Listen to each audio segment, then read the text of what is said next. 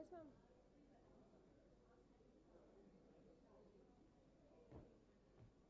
Requesting everyone to please take their seats.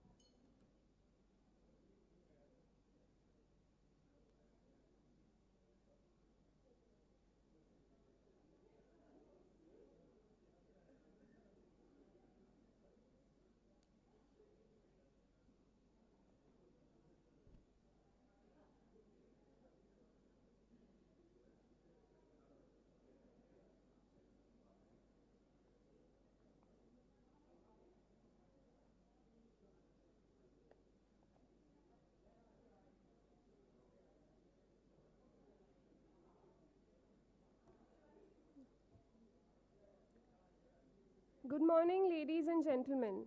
A warm welcome to all distinguished delegates, government representatives, international partners, technical experts, and stakeholders joining us today for the International Workshop on Heatwaves 2026 under the Committee on Disaster Risk Reduction. To start the inaugural session, may I request esteemed guests to join us on the dais.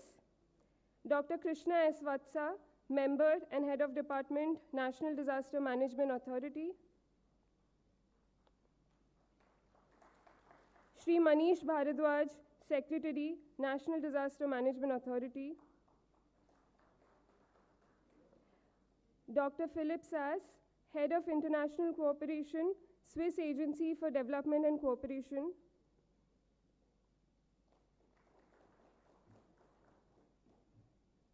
Ms. Christina Steffen, Head of Advisory, Center for Disaster Protection.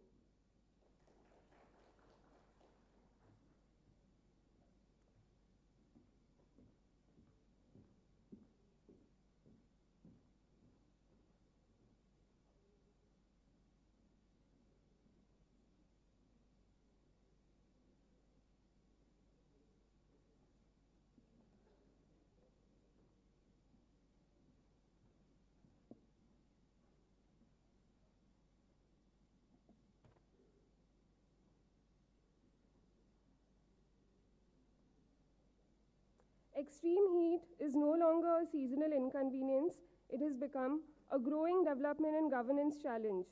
This workshop is an important platform to strengthen preparedness, resilience, and risk governance while drawing on global expertise and national experience to shape actionable policy solutions.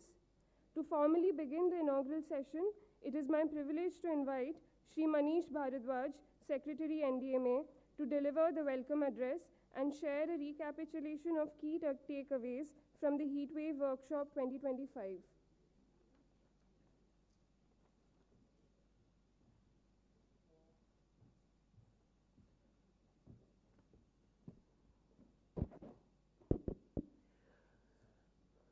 Good morning, everybody.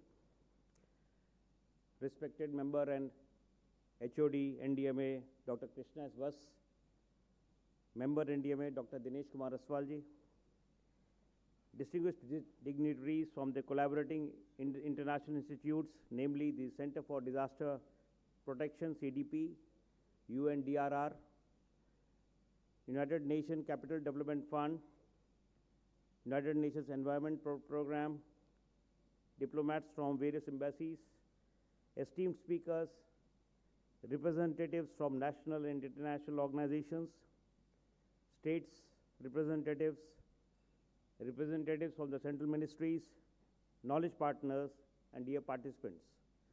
A very warm welcome to you all to the International Workshop on Heatwaves 2026, aptly titled Strengthening Preparedness, resilience, and risk governance.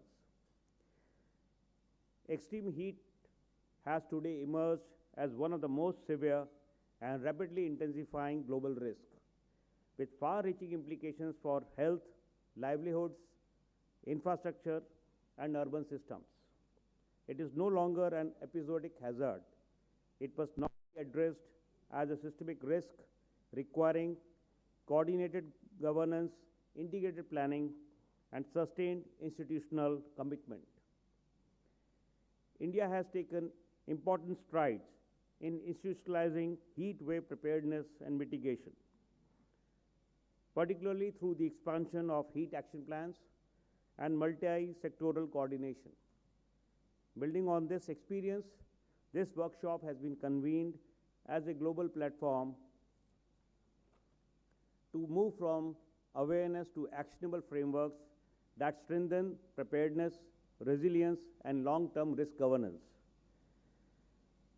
As we begin this year's deliberations, it is important to recognize that the International Workshop on Heatwaves 2026 builds directly upon the priorities and outcomes of the 2025 workshop.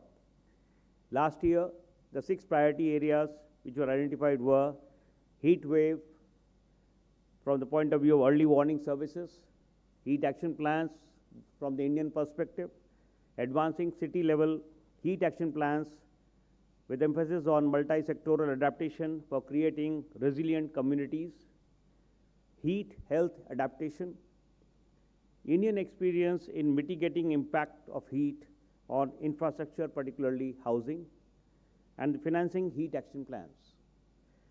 And the major recommendations of last year's workshop were institutional strengthening and governance, expanding standardizing heat action plans, strengthening early warning systems and risk communication, enhancing financing and resource mobilization, advancing research, innovation and capacity building, and strengthening global and regional collaboration.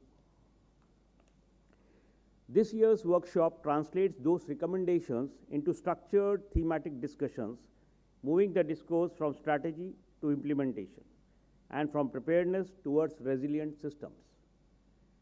The day one of this year's workshop will focus on from preparedness to resilient urban systems, heat action plans, infrastructure health, and data systems. It will have 4 technical sessions, each addressing a critical pillar or operational heat governance. The first technical session would be on heat action plans from local tools to global practices. This session examines how heat action plans have evolved into foundational governance instruments that enable coordination across institutions and levels of government, while offering lessons adaptable from diverse climatic contexts. The second technical session would be on heat resilient infrastructure and climate smart urban development, with a focus on technology, planning, and infrastructure systems.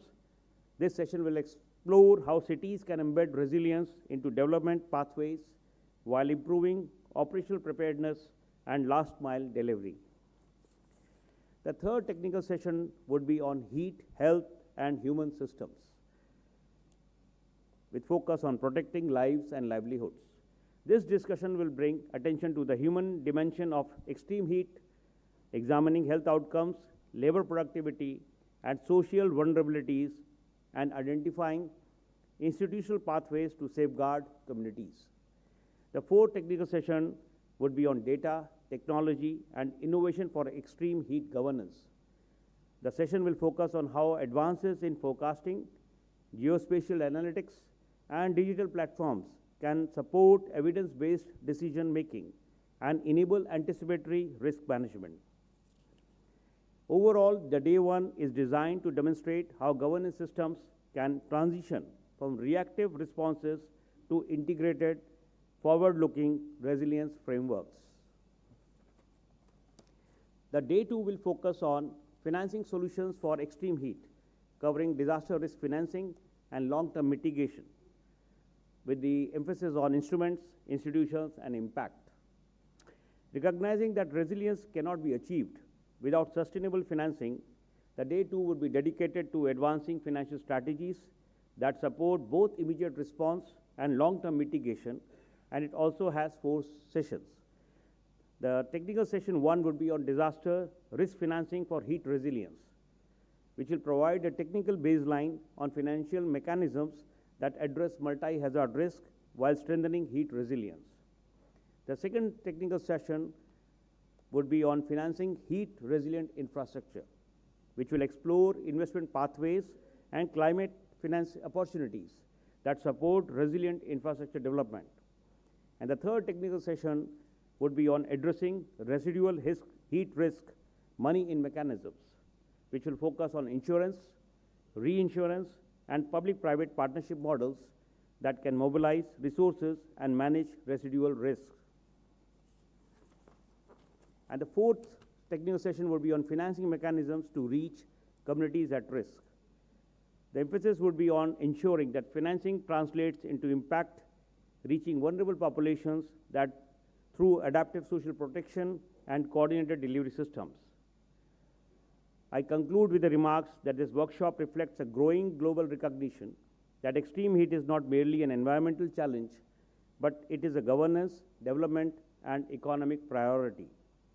By bringing together governments, scientific institutions, international organizations, and practitioners, we reaffirm a shared commitment to building systems that are proactive, data-driven, and resilient.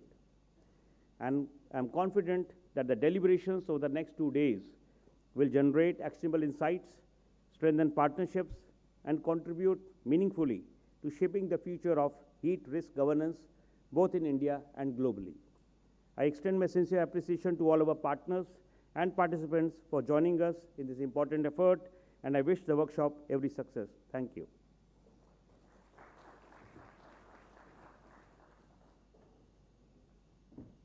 Thank you, sir, for setting the context so clearly and for highlighting the continuity from last year's deliberations. We now move to the launch of key knowledge products developed by leading organizations and knowledge partners. There are 2 knowledge products that have emerged from NDMA's collaborative work with technical partners. First, a national heat impact assessment framework for measuring and managing extreme heat in India, developed by RMI Foundation. We also have extreme heat exposure among informal and low-income workers in Delhi, a preliminary study report developed by ADRA. May I request Akshama Ghate, Managing Director of RMI, and Imran Majid, Director ADRA, to come on the stage for the launch of their respective knowledge products.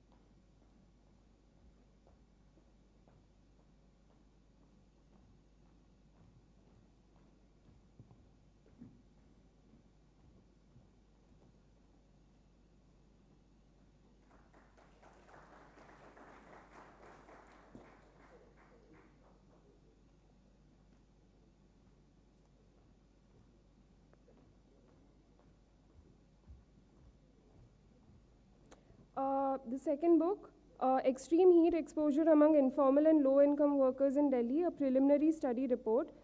This has been developed by ADRA.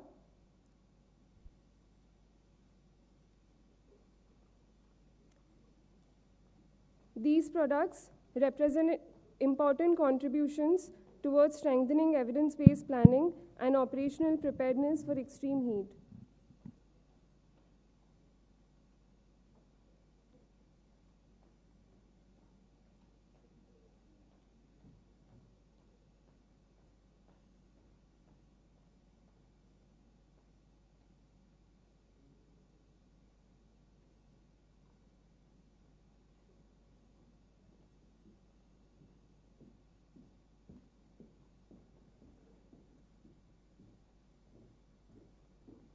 Thank you.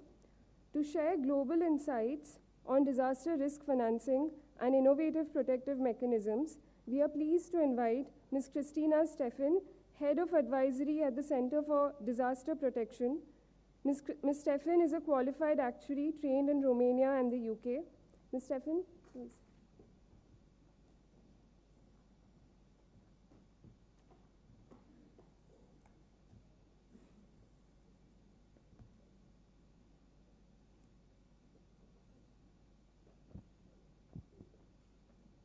Good morning, Your Excellencies, senior officials, distinguished partners, ladies and gentlemen.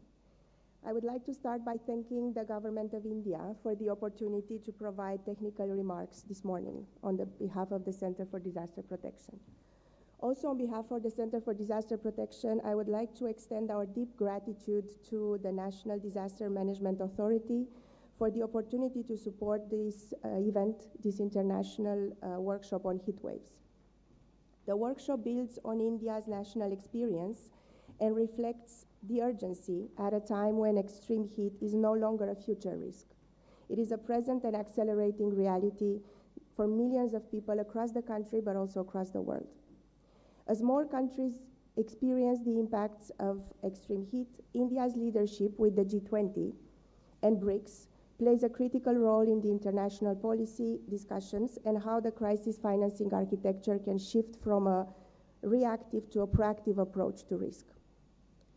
I would like to start this technical address with 3 points. First, I will focus on heat from a disaster perspective. The second part, I will be situating it within institutional preparedness. And third, I'll explore the role of prearranged financing to respond to heat waves for the most vulnerable. First, let me talk about how we look at heat as an invisible disaster. Extreme heat represents a very different kind of disaster. Unlike floods that breach riverbanks or earthquakes that collapse buildings, heat operates on what we might call an invisible path. Its impacts are on one side compounding every year, but on the other side they are very difficult to attribute to a single event. Mortality emerges gradually within hospitals or homes. Agricultural productivity declines, and incomes are lost within factory walls. Inequalities are related to gender, to income level, and age is compounding these effects and exacerbating them. This invisibility creates a profound challenge in our domain of disaster risk financing. Our existing frameworks, they are designed for what we call sudden onset, fast disasters that struggle, and they are clearly bounded events. We struggle to address a hazard like extreme heat these days because it's increasingly chronic, it's not an episodic disaster, and it compounds with other stresses and risks. And those losses, they are widespread, but also small enough to be collectively devastating, but still invisible on a micro level. Also, heat rarely triggers disaster declarations of emergencies, which means that traditional emergency finance cannot be mobilized as easily. This reality reinforces the importance of prearranged, preventative, and systemic approaches that are embedded in everyday governance. This leads me to my second point about institutional preparedness. Governments play a very important role in addressing extreme heat. This encompasses regulation, enforcement of occupational health and safety standards, infrastructure planning for health-resilient public assets, early warning systems, and critically, it embeds the design and delivery of adaptive social protection systems that can respond flexibly to multiple and compounding risks. The National Disaster Management Authority's guidelines on heat waves, the expansion of action plans across states and cities, are strengthening the early warning system as well through India Meteorological Department. And they are a growing proof of the integration of heat consideration into urban planning and public health architecture. And these are very, very powerful examples we retain already from India. However, preparedness is not just about plans and warning. It is about whether institutions have also the fiscal space, the incentives and systems in place to act consistently before heat becomes a crisis. This is where the question of prearranged financing becomes critical. and leads me to my third and last point. Prearranged financing, by our definition at CDP, is financing that has been approved in advance of a crisis, and very importantly, is guaranteed to be released to a specific implementer when a specific pre-identified trigger or qualifying event happens. Where prearranged financing shows promise is when it is embedded within existing systems, particularly labor systems or social protection. There are recent discussions and pilot initiatives in India on disaster risk financing for heat, and they have generated strong interest, particularly around insurance. Yet evidence across other contexts suggests that insurance in itself, on a standalone basis, has maybe been overemphasized relative to its practical value for heat risk protection, especially when we look at microinsurance solutions, and we will touch on that a bit more tomorrow in our technical session 3. On the other hand, adaptive social protection, supported by prearranged and flexible financing, is very relevant for extreme heat. Rather than treating heat as an exceptional event, financing mechanisms should enable incremental support, which means it could be temporary income support, health interventions, or service adjustments during periods of elevated heat risk. India's experience also offers valuable lessons for a systemic approach in this sense. So as we deliberate over these 2 days, let us focus not only on promoting a specific instrument, but on asking the right questions. What works?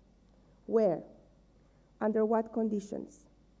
How can these conditions be sustained and scaled?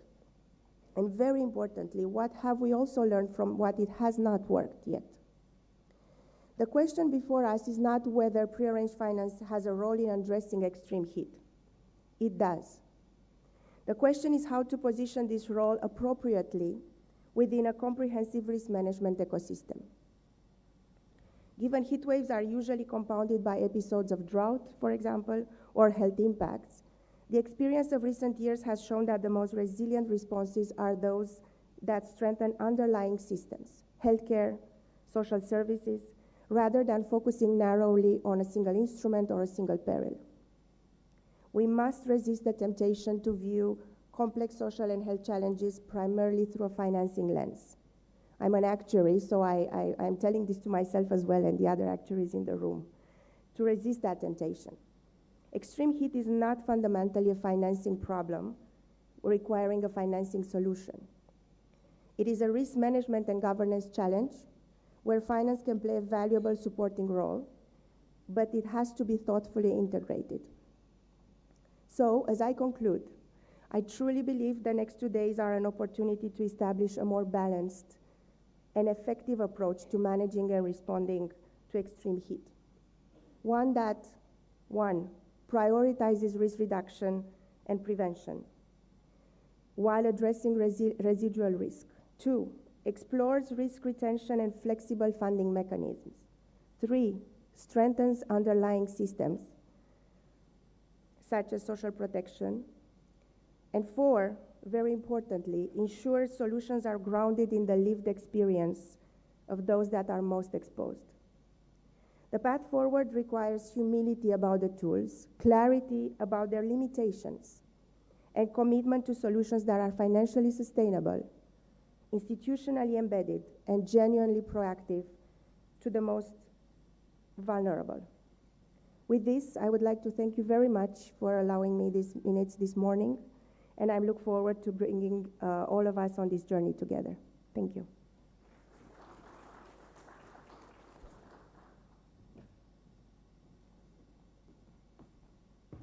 Thank you, Ms. Stephan, for your insights on disaster risk financing.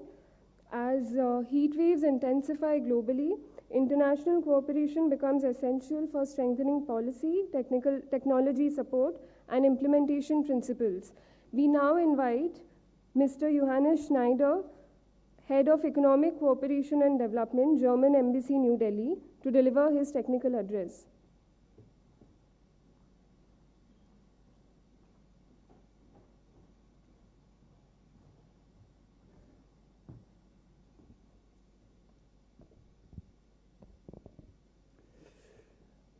Honorable honorable representatives of the Government of India, NDMA, CDP, distinguished delegates, experts, and colleagues. It is really a privilege to address this gathering on one of the most urgent and under-recognized challenges of current time, the extreme heat. Over the past month, I've repeatedly been struck by how the topic of extreme heat has become more and more relevant in everyday conversations, whether speaking with family members, friends, colleagues, officials, or development partners. The same message comes up again and again. Heat waves are no longer an exception, they are becoming part of normal life. What struck me most was not only the fact that temperatures are rising, but how quickly heat is changing routines, work patterns, and public services. It made me realize very clearly that extreme heat is no longer only a climate issue, it is a governance issue. For decades, heat was seen as a silent hazard, predictable, seasonal, and manageable. Today, it is none of those. Extreme heat has become a systematic global risk, affecting human health, economic productivity, infrastructure systems, and social stability across continents. We are witnessing a profound transformation. Extreme heat is no longer merely a climate phenomenon, it is a governance challenge and a development challenge. From record-breaking temperatures in South Asia and Middle East to heat waves across Europe, North America, and Africa, heat is reshaping how societies function. It disrupts labor market, strains power grids, accelerates water scarcity, and disproportionately harms the most vulnerable. So far, global governance frameworks have historically prioritized floods, cyclones, earthquakes, and pandemics, while heat remains largely invisible in disaster risk architecture. Preparedness for extreme heat must move beyond emergency response to preventive governance. Preparedness is not just technical, it must be institutional. It requires clear mandates across ministries of health, labor, urban development, energy, environment, and climate change, supported by real-time data and coordinated decision-making platforms. Resilience to extreme heat must be embedded in cities, infrastructure, and social systems. Urban design must consider green and blue infrastructure, passive cooling, heat-resilient housing standards, and energy-efficient buildings. However, resilience must be understood not only as engineering resilience, but as human and economic resilience. Informal workers, outdoor laborers, elderly populations, children, and low-income households bear the greatest burden of heat exposure. Protecting them requires heat-safe labor standards, income protection mechanisms, targeted public health interventions, and community-based cooling solutions. Extreme heat must be mainstreamed into risk governance frameworks and risk assessment. This includes developing metrics for heat-related mortality, productivity losses, infrastructure degradation, and fiscal impacts. What is not measured is not governed. Financing for heat resilience must move beyond insurance and risk transfer facilities to ensure that climate finance and finance mechanisms explicitly incorporate heat risk. The private sector has an important role to play through workplace standards, resilient supply chains, and investments in sustainable cooling and heat mitigation solutions. Let me also stress, no nation can govern heat in isolation. Extreme heat exceeds borders, supply chains, and economic systems. We need a global agenda for extreme heat governance, anchored in international frameworks, city networks, and multilateral finance institutions. This includes global knowledge platforms, South-South cooperation, and shared innovation in cooling technologies and urban design. Collaboration with global entities such as the Coalition for Disaster Resilient Infrastructure to promote resilient infrastructure systems worldwide will be essential to minimize disaster risk and enhance climate adaptation. Bilateral and multilateral cooperation projects through GIZ, the World Bank, and UN organizations present an opportunity to initiate innovative actions integrated with ongoing government schemes to ensure governance and long-lasting impact. Colleagues and delegates, we are likely living through the hottest decade in human history. The question before us is not whether heat will intensify, but whether our governance systems will evolve fast enough. Extreme heat must be recognized as a central governance challenge of this century. Strengthening preparedness, building resilience, and governing heat risk are not optional. They are essential for safeguarding lives, livelihoods, and development gains. In my own discussions with partners, I have seen how cooperation becomes tangible. It is no longer just about policy frameworks or finance figures. It becomes about safer workplaces, cooler homes, and more resilient cities for real people. Let us move beyond treating heat as a background climate topic. Let us govern it with the urgency, coordination, and political leadership it demands. Thank you very much.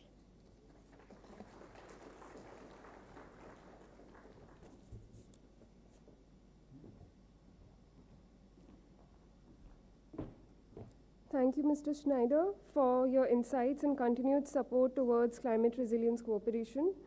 We now move to the next address, focusing on international cooperation perspectives in building resilient systems. May I invite Dr. Philip Sass, Head of International Cooperation, Swiss Development Agency, to deliver his technical address.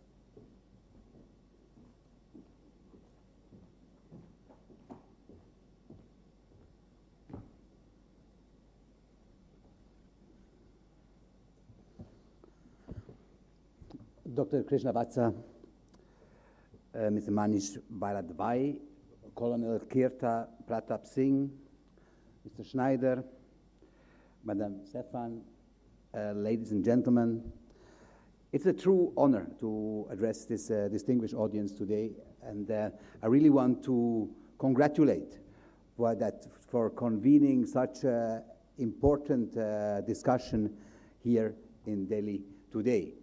I think this relates to the topic that we are going to be discussing, and it also relates that, I mean, the heat waves today, they are far away, or they seem to be far away, but we all know that 2 months from now, they are gonna be here, and I think this is very timely, and I really congratulate you for assembling such a important panel. And I also think that the parties in the room are truly all parties in the room today and tomorrow bring the knowledge, the tools, the finances to address it. I think it's a question for all of us to coordinate properly and to make then these measures that have been earlier also presented to us in the lobby, to make them happen at scale, as you just mentioned it earlier. So let me state the evident. Heat waves are severely impacting public health across large parts of India. Several Indian states face intensified challenges due to soaring temperatures combined with high humidity. The title of today's workshop, so Heat Waves, Strengthening Preparedness, Resilience and Risk Governance, is certainly very well chosen. Also, the UN Secretary General, General Antonio Guterres, very recently mentioned extreme heat is having an extreme impact on people and planet, and the world must rise to this challenge and the rising temperatures. You mentioned already the World Health Organization. More than 500,000 heat-related deaths occur each year globally. Heat stress worsens pre-existing conditions such as cardiovascular diseases, diabetes, mental health, asthma, infectious diseases. Heat waves disproportionately affect the vulnerable and the poor communities, including women, construction workers, people working outdoors. Heat is a medical emergency, underscoring the need for preparedness and collective effort to address the growing challenge.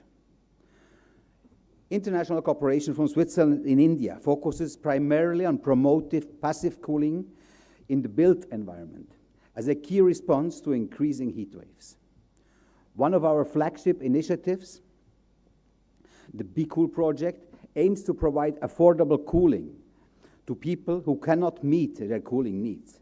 It's an urgency to address this gathering on the pressing issue of heat waves, an issue that profoundly impacts health, communities, and the planet. As extreme heat waves become more frequent, cooling is no longer a luxury, but a necessity. India, I'm aware, recognizes this urgency and launched the India Cooling Action Plan in 2019, becoming the first country to adopt a comprehensive cooling strategy. Several Indian states are working towards climate-responsive building designs and adaptive thermal comfort practices, while conducting science-based heat mapping to plan appropriate actions. SDC, in collaboration with UNEP, is engaged in 5 states: Tamil Nadu, Maharashtra, Delhi, Odisha, and Uttar Pradesh, and are deepening our partnership in this crucial area, and we very much appreciate working closely with NDMA. Switzerland's strategy on climate-resilient development. Let me inform you about my own country, Switzerland, a nation known for its innovation and environmental commitment. Switzerland is guided by strict regulations towards achieving sustainability, energy efficiency, and climate-resilient infrastructure development. As climate change and urbanization pressures increase, Switzerland continues to lead by example through nature-based and technical solutions for urban living.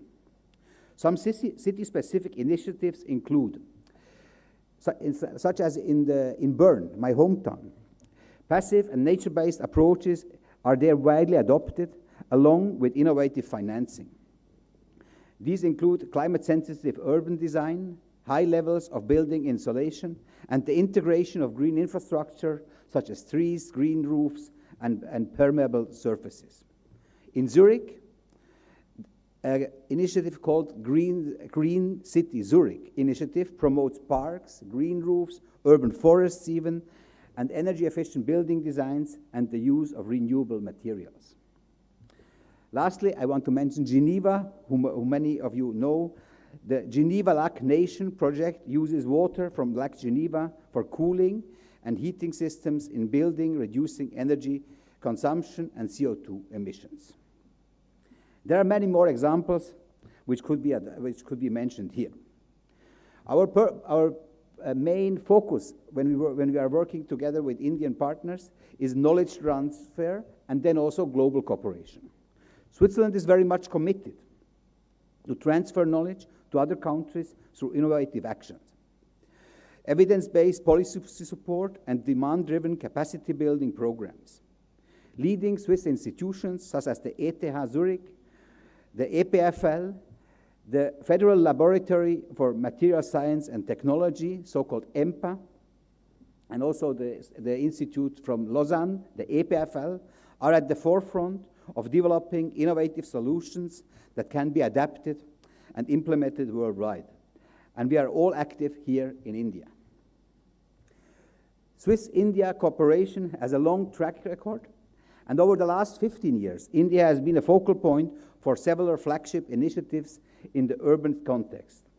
Let me just mention low carbon and climate resilient city development, energy efficiency and thermal comfort in buildings, low carbon cement, which has been just the day before yesterday been commercially launched, and last but not least, we are also active in air quality management. We are very closely working also with the World Bank and also with FCDO. Swiss support to the Be Cool project is working together with UNEP and is working with UNEP. So the launch of the India Cooling Action Plan made it clear that cities and states need innovative solutions to combat heat waves, along with adequate financing and enhanced skills.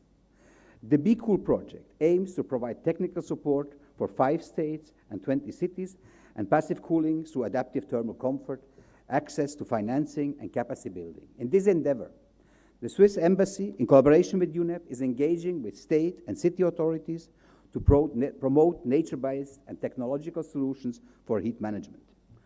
Our collaboration brings international experience to India and create opportunities to replicate successful strategies from India in the other countries, even to South Asia, but even to Africa. So let me conclude. Together with NDMA, UNEP, Switzerland endeavors to develop potential solutions by adopting science-based heat mapping efforts, where neighboring states and cities collaborate to better understand the heat phenomena through urban heat island effects and identify common measures and solutions for heat management. This integrated approach needs adequate financial resources and private sector involvement to ensure effective implementation at scale. Through coordinated actions across the regions, this strategy could deliver faster and more efficient results.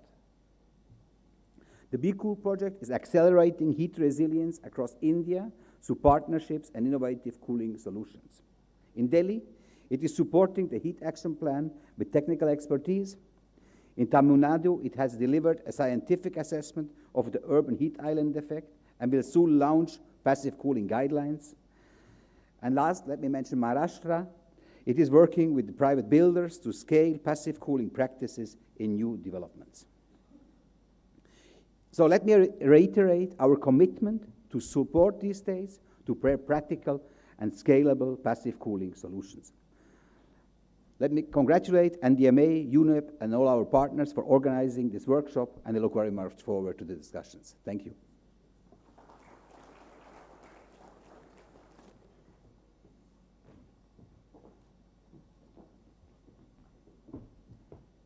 Thank you, Dr. Sass, for your valuable reflections. We now come to one of the key highlights of this inaugural session, the keynote address. It is my honor to invite Dr. Krishna S. Vatsa, Member and Head of Department, National Disaster Management Authority, to deliver the keynote address.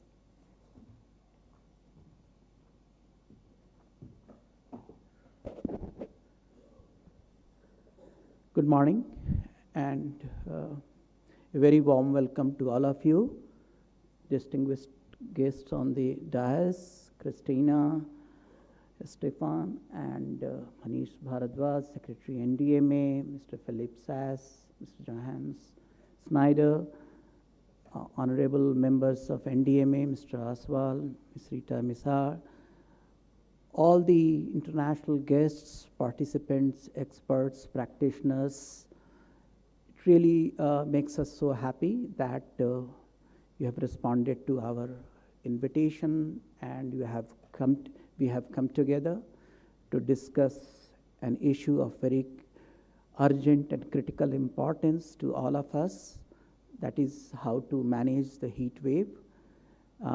It is an issue that has become very, very critical in the wake of 3 warmest years, 23, 24, and 25, and how we have seen that during these 3 years, the spell of heat wave is becoming longer, and it's affecting us in several ways.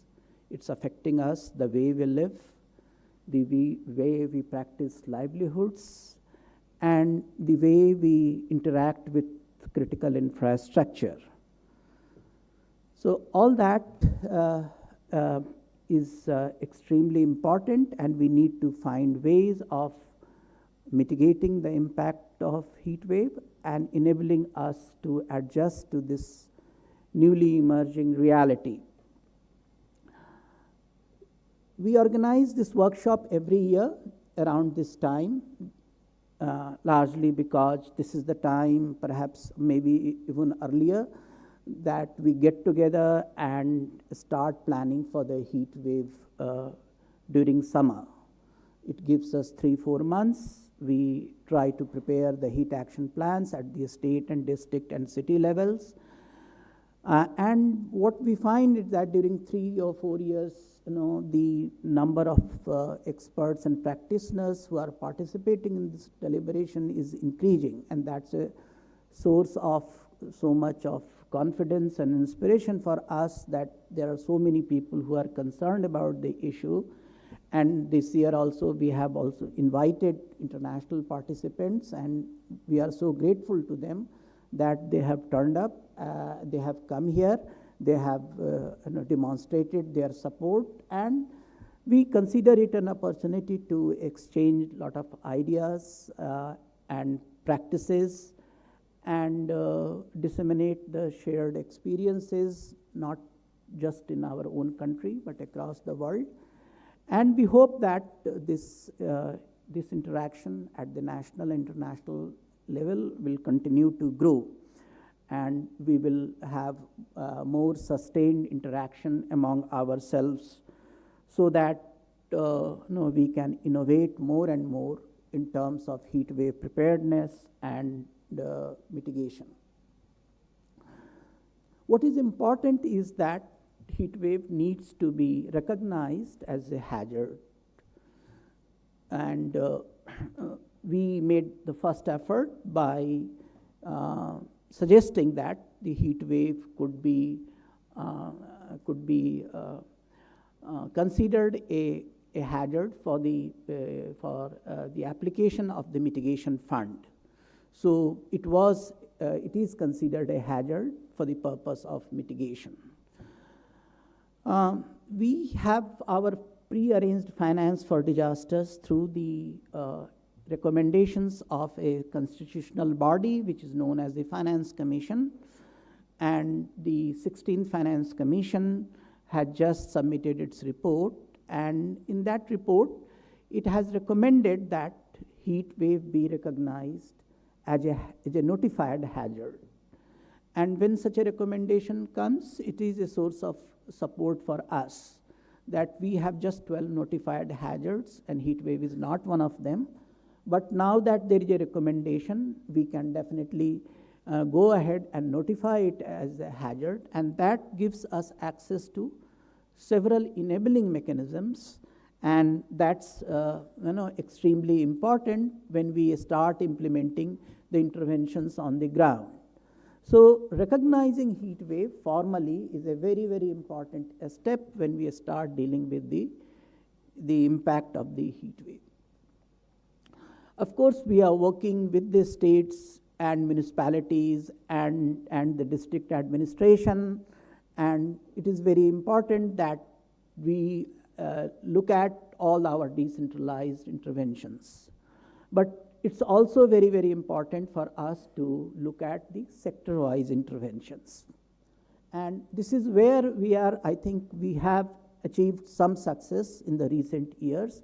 We are getting a lot of response across the sectors.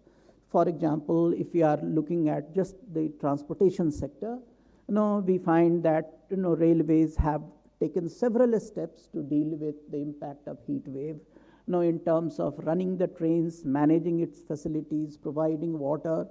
All those things we have seen year after year. We are also seeing how the energy sector actually prepares itself for dealing with the impact of rising heat.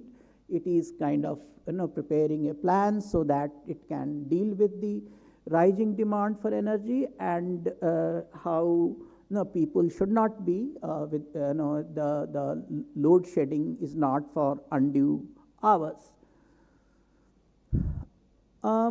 We are also there are 2-3 sectors which are extremely important for us: education and health. So of course, in the education sector, we have been rescheduling the school for a long time, but that is not enough by itself. We also need to bring certain interventions at the level of school buildings so that the students are experience cooler atmosphere. And we saw in the exhibition outside in the beginning how we have started working with the schools to reduce the temperature within the schools. Health sector is an extremely important sector because we are monitoring the impact of heat wave on morbidity and mortality. We are tracking the impact of heat wave across the states. I would say that this is one area that of course will be discussed during this workshop extensively, but we see that due to our persistent efforts, we have improved the reporting from the states. It is still, we still have some distance to go, but we will continue working with the Ministry of Health and Family Welfare and other health authorities to improve our monitoring of the health impacts across the country. We need to, of course, go beyond the temperature. We all know that heat by itself is not the sufficient indication of how we are experiencing this phenomena. Heat and humidity need to be combined, and we have also brought it to the attention of the Indian Meteorological Department, how we need to develop a heat index. A lot of work is happening globally. We had some interaction with the India Climate Center from the University of California, Berkeley. We are so glad the experts from the University of California, Berkeley are here, and they would also be making presentations on on combining the heat with humidity. This is one area that, of course, is extremely important for designing appropriate interventions, particularly for the vulnerable communities. It is clearly a hazard that affects the people who are in informal sector, who are working manually, who are working in outdoor conditions. So there is definitely a class dimension to this hazard. And we definitely need to reach out to providing all those interventions which are bringing comfort to these people, and therefore certain interventions such as cooling centers are very, very important. Last year we published the guidelines on cooling centers. We are setting up the cooling centers, and we hope that as the time goes by, we set up more and more cooling centers, and we find resources to improve the conditions within the cooling centers. Most important, the heat action plans. The heat action plans are the vehicles of bringing all the measures, preparedness and mitigation to the people. And NDMA has been striving hard to increase the number of heat action plans across the country. We have more than 250 heat action plans, and the number is growing. But we hope that we will have all the districts and all the cities preparing heat action plans.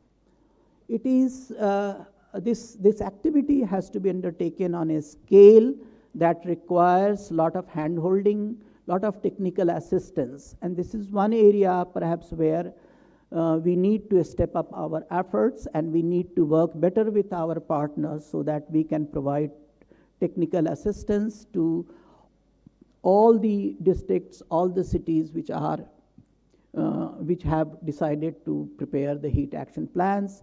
Last year also we have discussed, improved the template. We want the heat action plan to be made faster. It should be a simple document which is easy to implement. And this is one area where perhaps we need a lot of discussion. Perhaps in the next session, we will be discussing how to prepare and implement the heat action plan. As we prepare the heat action plan, of course, the quality of the heat action plan is extremely important. So there is a tendency to replicate the heat action plan across the cities, across the districts. We know that each heat action plan needs to be distinct. It should be rooted in its specific climate conditions.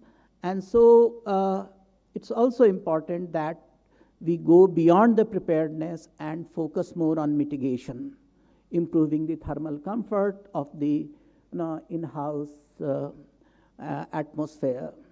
So mitigation measures, as we saw, a lot of passive cooling efforts, they become very, very important. How to invest more in passive cooling efforts, indoor, outdoor, all of them is extremely important. Within the cities, we can create the microclimates. We can improve the conditions through which the people can experience lower temperature. So long-term mitigation is the next frontier, and we definitely need to bring more and more investment in this area. Considering the scale on which the mitigation preparedness and mitigation plan are needed across the country, across the world, I feel that this is something where artificial intelligence can help us a lot. And so we are definitely turning to AI tools so that we can prepare the heat action plans, and we prepare more relevant heat action plans which are more contextual. So we again, this is one area where we seek a lot of support, a lot of guidance. We can definitely help the vulnerable populations with the AI tool and, in terms of designing relevant interventions. So let's look at our year-round effort. This is no longer something which is seasonal. We work round the year. We work on a long-term basis.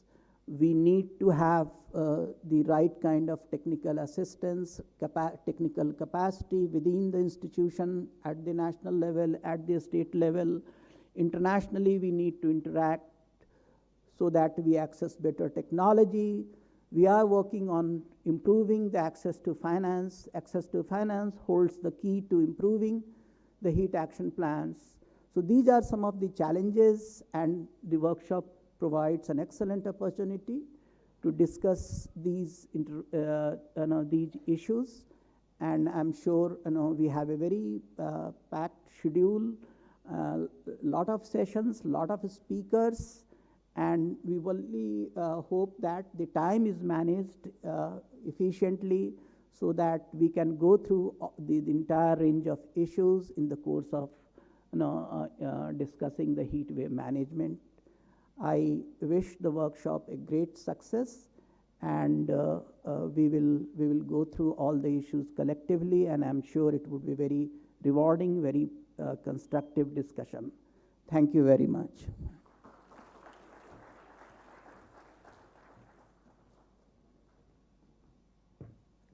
Thank you, Dr. Vatsa, for your keynote address.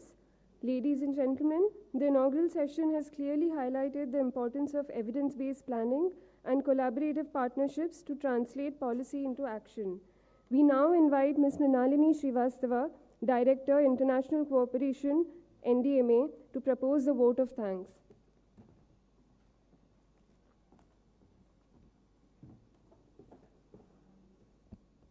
Esteemed dignitaries on dais, members and Secretary NDMA, distinguished delegates from partner countries, senior officers from Government of India and states, representatives from embassies based here in Delhi, international organizations, civil society organizations, technical partners, and dear participants.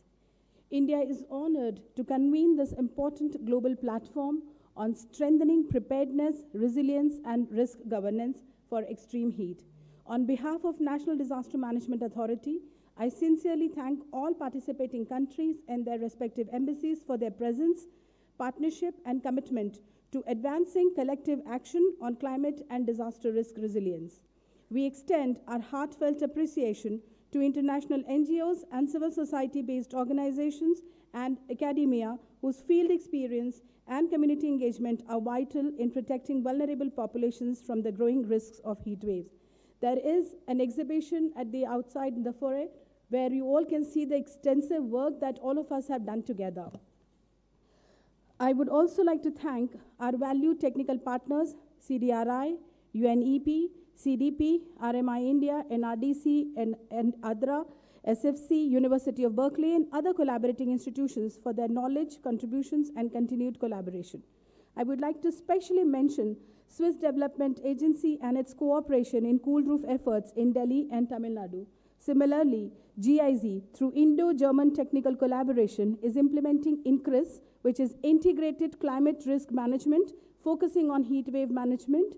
It focuses on health, green space, and drinking water, and is being implemented in Delhi and Maharashtra, focusing on the farmers, gig workers, and informal settlements.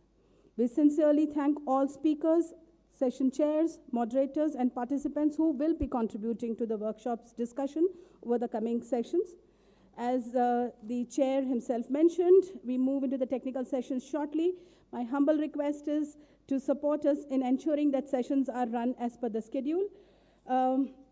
We also look forward to insightful deliberations. Before we close this session, I'll request our esteemed guests on the dais to stay back. We would like to honor you with memento. May I request the team? And I'll request Dr. Vatsa to please honor Dr. Saas.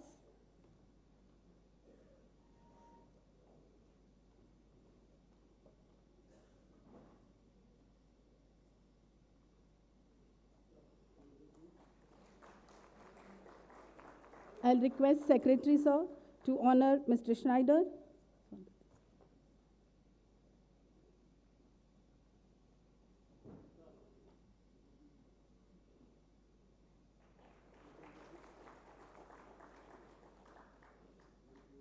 And I'll request once again both of them to honor Ms. Stephen.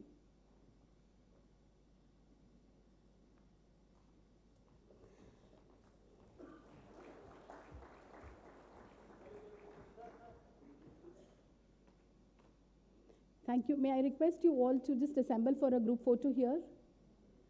And after that, this huge room with 200 plus participants would be requested to come here for a photograph, which Gagan and team will coordinate from the two flanks. There's a certain style in which you all would have to stand, so I'll have to request Gagan, you take this flank, Ashish that. Please guide. Thank you.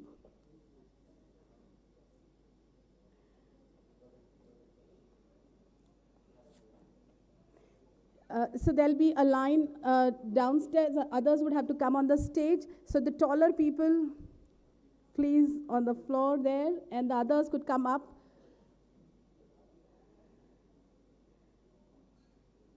And the chairs, so there'll be a first line of chair and then standing and then again on the stage.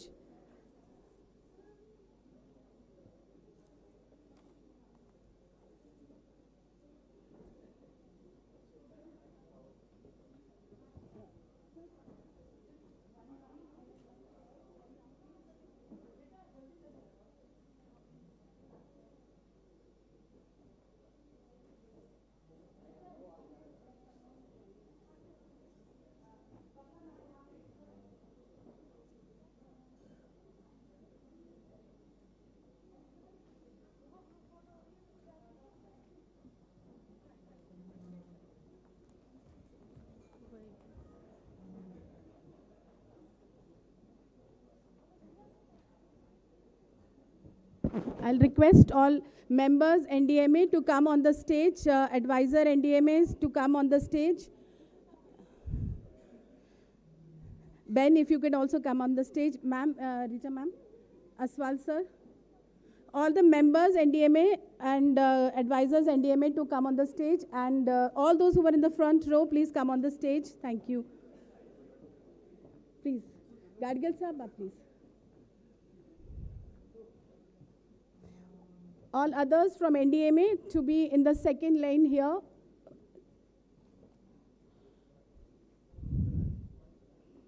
And all our embassy partners to be in the first seated, in the seated row, please. The Russian delegation on the first seated row, please. Thank you.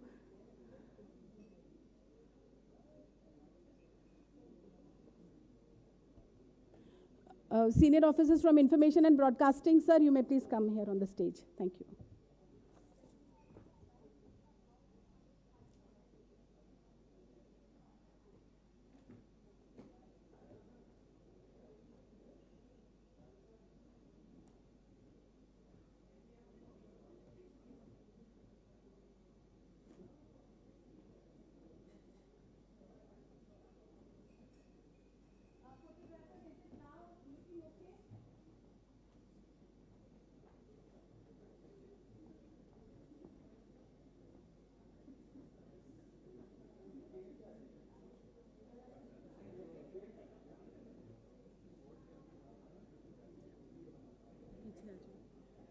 comfortable, otherwise you can stand here. I'm going downstairs. Stand.